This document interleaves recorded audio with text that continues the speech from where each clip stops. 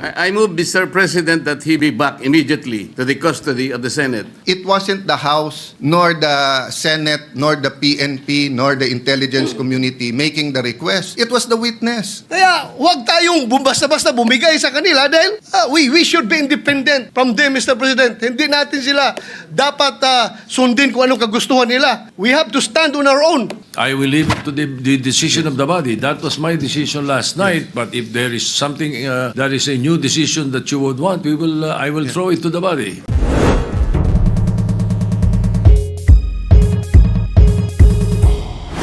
Senator Bato de la Rosa is seeking the floor.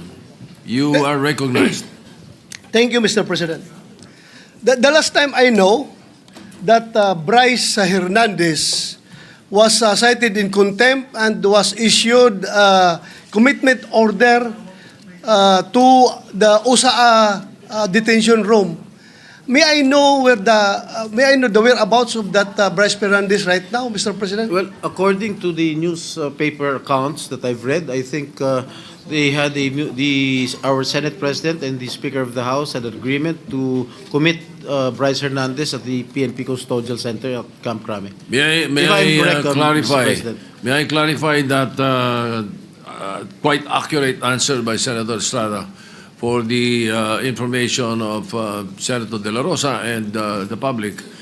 Yesterday, after the hearing, during the hearings that they were conducting in the House, Speaker Martin Romualdez called me and said that their committee was allowing Mr. Hernandez to remain in the House and in the House of Representatives, and that he was requesting that he not be returned back to the Senate because of some fear for his life. That is according to him. So what I did was I asked the Speaker what he plans, because we cannot allow that. I said he is under our custody and therefore he is in contempt in the Senate. Pag iniwan namin sa inyo, sabi ko, ibig sabihin niyan para namin pinawalan.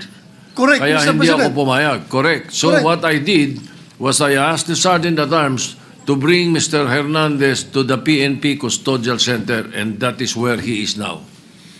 Still under the care of the OSAA. Mr. President, is there a possibility that we can commit him back here in the Senate? Of course, during the he is still under custody of the Senate, and therefore No, let him be jailed here, Mr. President. indirects. We had to give in to the request of the Speaker that he be not returned here as. Yeah, but Mr. President, I think as we speak, the jurisdiction of the person of Brice Hernandez belongs to the Senate. Yes, and that's why we can call him here anytime we need him. Thank you, Mr. President. Yeah. Senator Alan Cayetano is recognized. Sir President, on that Minority point, Leader is recognized. may I know, Sir President, will that be the new rule? Because under the present rule, kung sino may jurisdiction, siya yung magde-decide. So for example, siya ay incarcerated under RTC. So magpapaalam tayo sa RTC kung pwede nating hiramin. So nagpaalam sila sa atin kung pwede natin nila hiramin yung witness. Kasi insulto po sa atin yung sabihin may mangyayari sa kanya dito. Unang-una po, 24 tayo na lahat independent. Sinabi na rin po ng Senate President na ginagalang natin na independent ang Senate. Never naman po nagkaroon ng problema dito. ZTE, Pangulo pa. I remember dito, munti kaming maghablutan, if Senator Lacson remembers, with former Congressman Andaya, with our other witnesses, with Secretary Neri. Di ba, parang may PSG pa atang pumasok, whatever, no? But we were able to handle it well and come to a conclusion. My point, Mr. President, is this. What if the reverse happens now? What if we borrow a witness from the House? Is that the new rule now? Na PNP custodial na? Or makikiusap tayo pabalik sa House? Because I don't think we should change rules without doing it either in caucus as a group. But I see the wisdom, Mr. President, of your immediate action. I'm not questioning your immediate action, Mr. President. I'm just asking, moving forward, shouldn't we keep the old rule na kung sino may custody, yun ang mag-keep nung custody niya, Mr. President? Yes, and that is the decision that the presiding officer made last night. Indeed, you are right. He is in our custody. Now, what we did yesterday was what we call parliamentary courtesy in accepting the proposal that he be not returned here but still under the care of the Senate. Now, in the issue of, let's say, keeping it here or the previous tradition that the Senate may cite in contempt anyone and keep him here. We have also placed a witness to Muntinlupa, if you will recall. Yes. We also even sent somebody to the Pasay City Jail. So I don't see any reason why we cannot commit this particular fellow to the PNP Custodial Center. But then again, I will leave it to the decision of the body. That was my decision last night. But if there is something that is a new decision that you would want, I will throw it to the body. Mr. President, I respect your decision, and I will tell you if I don't. I have always been honest and told you what I thought. No? And I do agree that certain decisions have to be made right away by the Senate President at that point. And you do not want a constitutional crisis or ayaw natin mag-agawan ng witness sa gitna ng and perception is important. Kung nakipag-agawan po kayo o tayo kagabi, it would appear na baka may katotohanan yung sinabi about senators kaya pinipilit natin dito. The problem is, meron din kasing perception tuloy that by not having him back here, baka nga totoong ini-impluensya natin. But from my point of view, from my limited point of view at this point in time, when he was here, no one was talking to him from the Senate panel. But according to Senator Marcoleta, he got information that the witness was being asked to single out senators there. So only God knows if Senator Jinggoy is the good one or the better one. Only God knows the totality of accusations against Brother Joel. But what do I know? I know na si Brother Joel, 2016 pa lang, 2017, when I left the Senate to go to the DFA, speech na ng speech to tungkol sa flood control eh. Even President Duterte had a speech na ang problema ko, DPWH. And never tinago ni ni President Duterte. Nandun yun po, nasa Facebook, nasa TikTok na sinasabi niya, baka may ghost project pa. 2022, to be fair to our new chairman of the committee on the Blue Ribbon Committee and the Senate President, you weren't here at that time, but I'm sure you monitored it.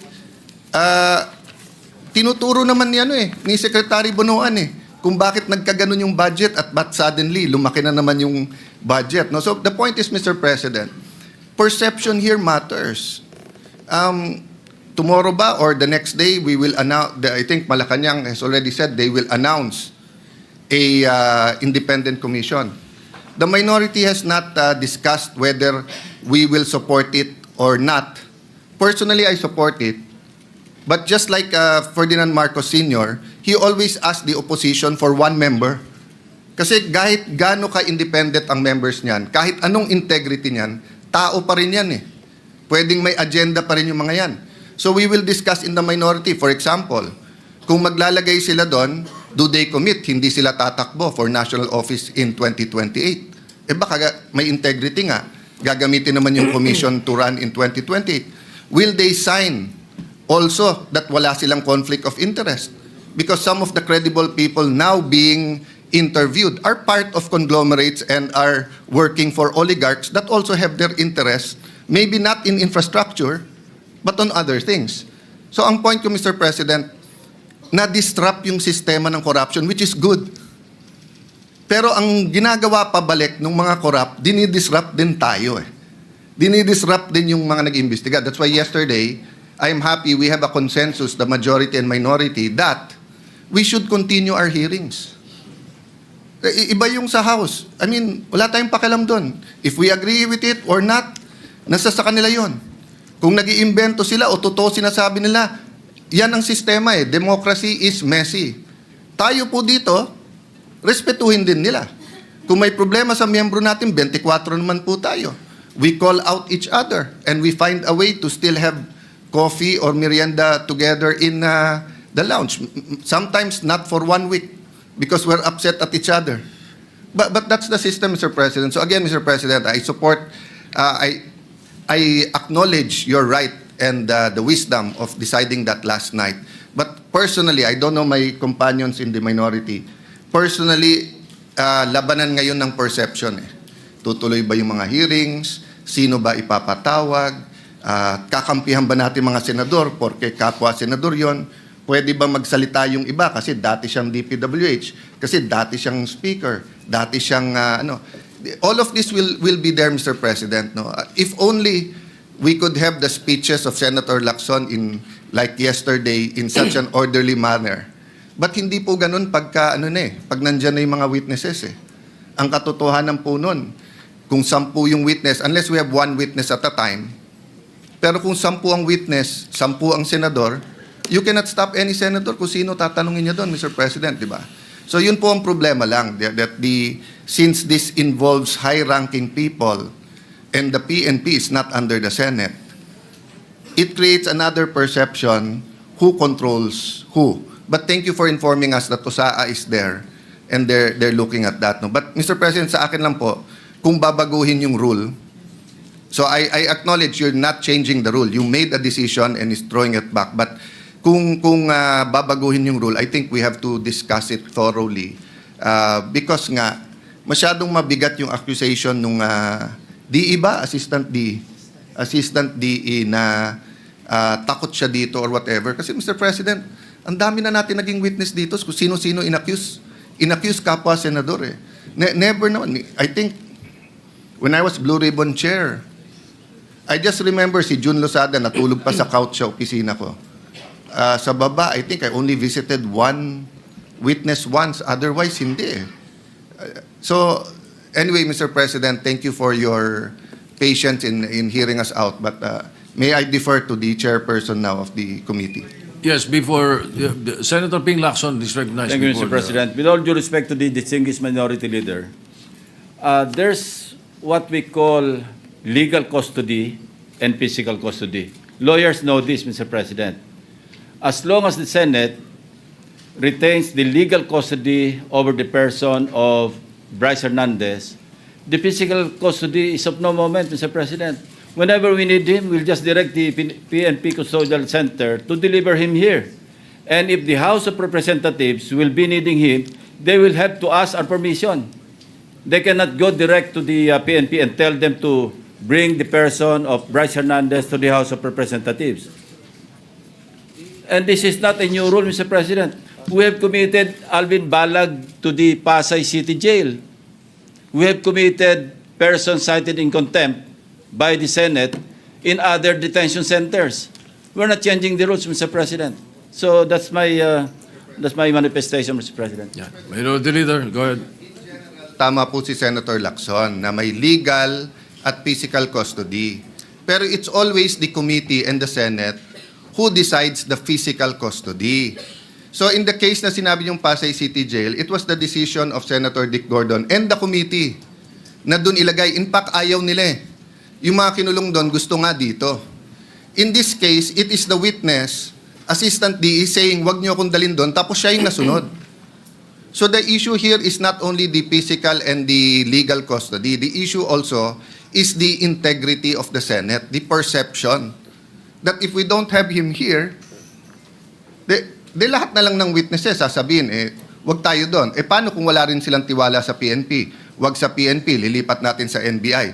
The peculiarity of this case is that it wasn't the House nor the Senate, nor the PNP, nor the intelligence community making the request. It was the witness. I beg to disagree. It was Speaker Martin Romualdez who was asking me. Yes, I Mr. did not President. talk to the witness. I did not hear him say. It was only Speaker Mr. President, Martin. it was live in the hearing. Bago siya magsalita, sinabi niya, pwede ba mga congressman, wag niyo akong ibabalik sa Senate dahil may mga, hindi ako safe, may mga senador doon. Ang sabi ng congressman, magsalita ka muna. Meaning condition pa nila, magsalita ka, saka na. That's why I think, in fairness to the speaker, no? I don't think this is his personal I don't think he wishes. was also present. Yeah, In much the same way as I did not hear that Let me particular clarify that, note. Mr. President. I Yes. don't think it's his personal request. I think he was conveying it as speaker to this chamber in the same manner na pag may request kami sa House, either the majority leader or the Senate President will request it. But hindi naman po alam ng tao na ang request ay formal eh. And again, hindi ko na question yung kagabi. But all over the news and live, yun po ang lumalabas. Yung witness ang nagdidikta na wag niyo ako ibalik sa Senate. Ano ba experience niya dito?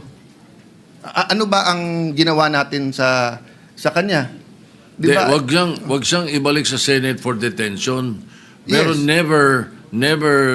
we will never allow that he not be brought here back when Agree, he Mr. needed. President, As a but matter of fact, if you move for for him to be returned here, we will return him right away. Agree, Mr. President. Ang problema kasi he gives the impression na pag dito, mapre-pressure or may kakausap sa kanya eh. Yun yung impression ngayon eh. Which I think is unfair to all of us. I'd love for him to name senators here para ma-confront natin na siya.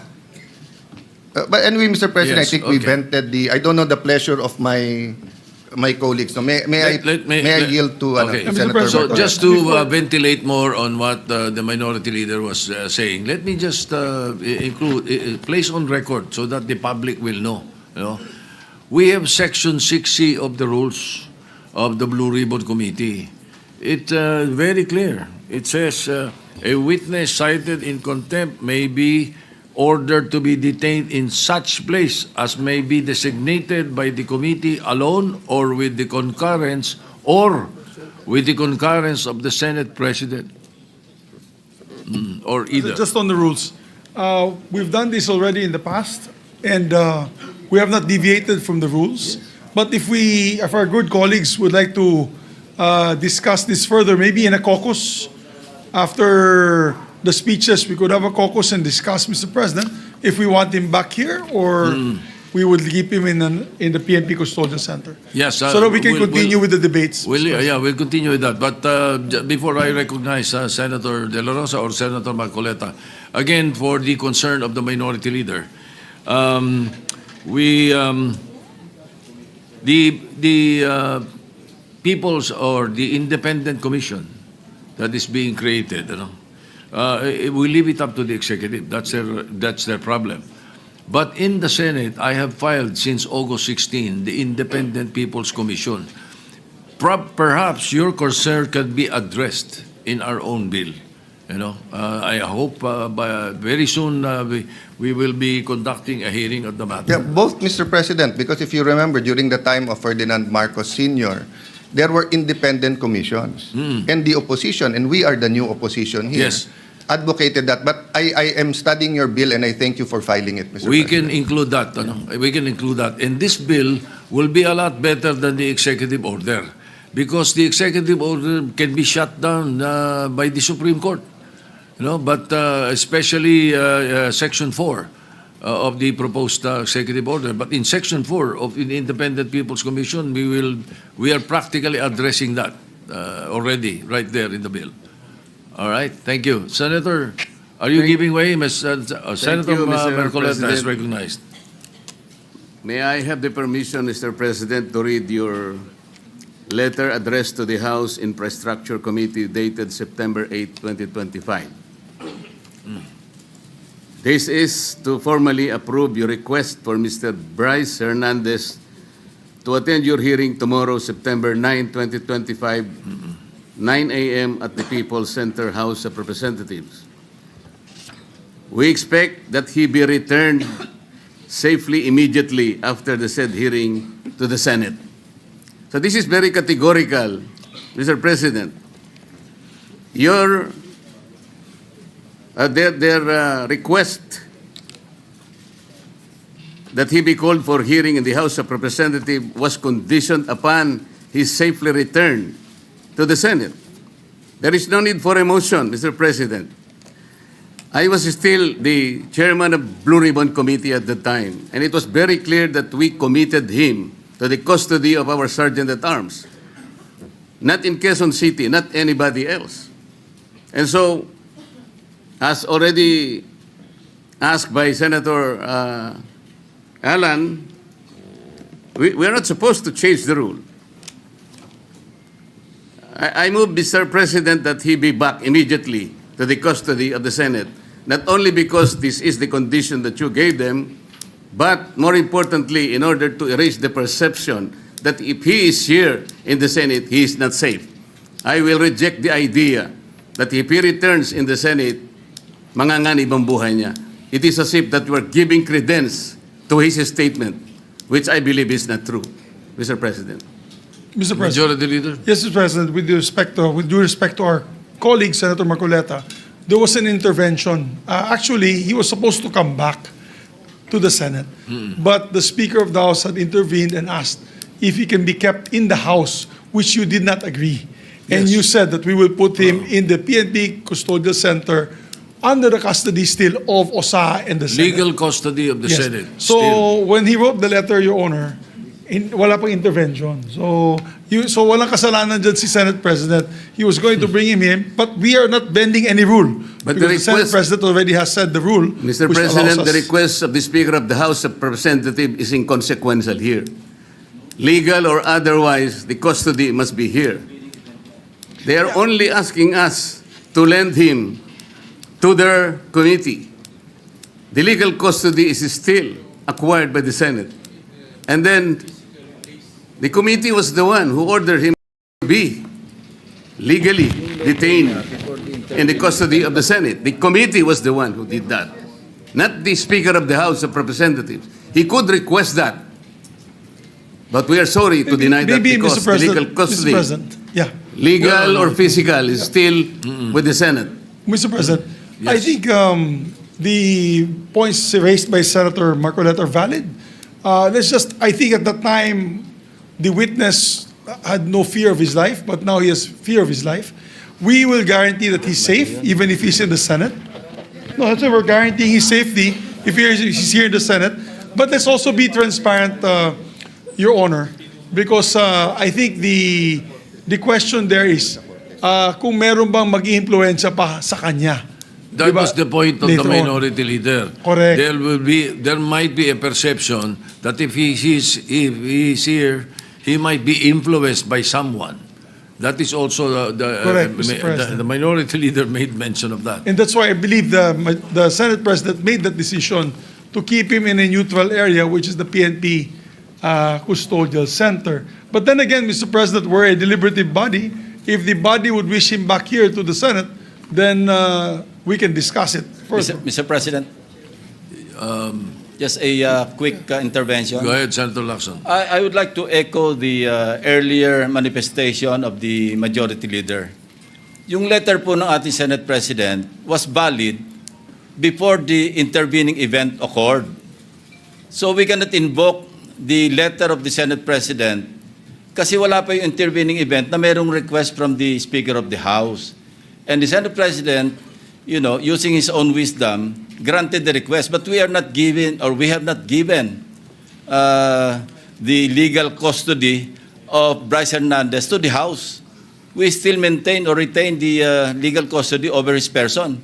And as I mentioned earlier, kung kailangan siya ng House, they will have to seek permission from the Senate President. Again, yes, they are not in Thank you, custody. Mr. President. Yes, Mr. Senator De La Rosa, President. yes, go ahead. Thank you, Mr. President. Mr. President, You know, Let Senator De La Rosa speak first. Go ahead. we have a very sad experience, Mr. President.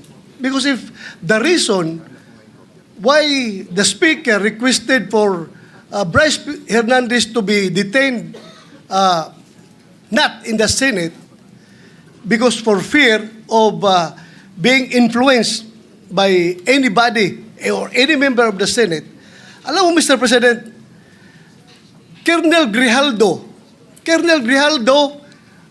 nag-testify dito sa ating committee about the wrongdoings of the members of the Quadcom. Nagsumbong siya dito, Mr. President. And after he read his statement. Sabi niya sa amin, Sir, can I be protected by the Senate? Dahil alam kong pinag-initan ako ngayon ng House. So, I share the information to the committee and even to the leadership of the Senate. But the following day, or the days after, he was required to appear before the Quadcom and he was cited in contempt. Nang siya ay na-contempt, kinulong siya doon. At nang kinulong siya doon, look what happened. Binubombard siya doon, pinupuntahan siya doon at sinasabihan na huwag yung gusto namin na mangyari, gawin mo na para makalabas ka na dito sa kulungan. Hindi nag-give in si Colonel Grijaldo. Kinulong siya hanggang natapos ang 19th Congress. So, Mr. President, sila ay takot sa kanilang ginagawa mismo. Hindi po yan gagawain ng Senado na mag-impluensya ng resource person. Never pa nangyari yan na mayroong pumunta doon sa baba, tinakot yung nakakulong, cited in contempt na resource person. Gawain nila yan sa House of Representatives. Ginawa nila kay Colonel Grijaldo. Kaya huwag tayong basta-basta bumigay sa kanila dahil we should be independent from them, Mr. President. Hindi natin sila dapat sundin kung anong kagustuhan nila. We have to stand on our own. Thank you, Mr. President. Mr. President, Yes, Senator Marcoleta. noong pong September 8, 2025, ako pa rin po ang chairman ng Blue Ribbon Committee. Ang Blue Ribbon Committee po ang nag-approve ng legal and physical custody nung ma-cite in contempt si Brice Hernandez. Nung makiusap po ang Speaker ng House of Representatives sa inyo, di po ba dapat nakonsulta naman ang chairman ng Blue Ribbon Committee? Dahil kami po, ginawa namin yon through the collective wisdom of the committee.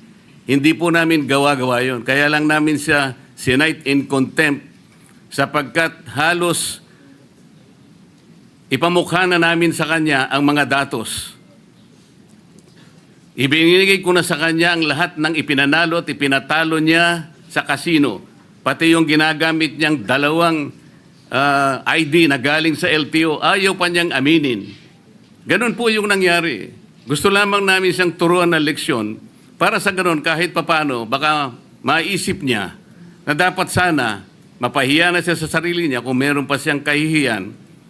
Dapat naman sana nung siya'y mag-request ngayon sa House of Representatives, hindi po sa kanya dapat manggaling ang request kung saan siya magko-custody.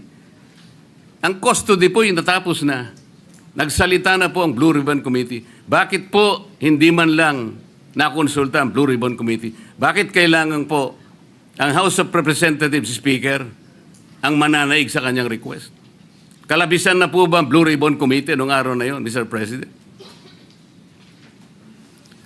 May I be clarified on what date that transpired? Yesterday or September 8 po. Monday? Yes, Mr. President. Majority Leader. Monday was the hearing here in this Senate. Monday, he was cited in contempt. Yeah. But the hearing in the House was on Tuesday, September 9. Yes, And as, Tuesday. So in the evening, Opo. when yesterday, no. So in the evening, when the speaker called me, Senator Marcoleta was no longer chairman of the Blue Ribbon. No more, because we had already elected It was Senator already Senator Lacson. Lacson, yes. Ibig bang sabihin po, Mr. President, nawawala ng visa yung ginawa namin? Hindi. Ganun po pala. He's still in legal custody. Dapat po, Therefore, igagalang po kung ano yung aming iniwan. yes, you're, Doon tayo ang- magsisimula. ang Thank you for watching. Don't forget to like, share and subscribe for the latest hot news of the press.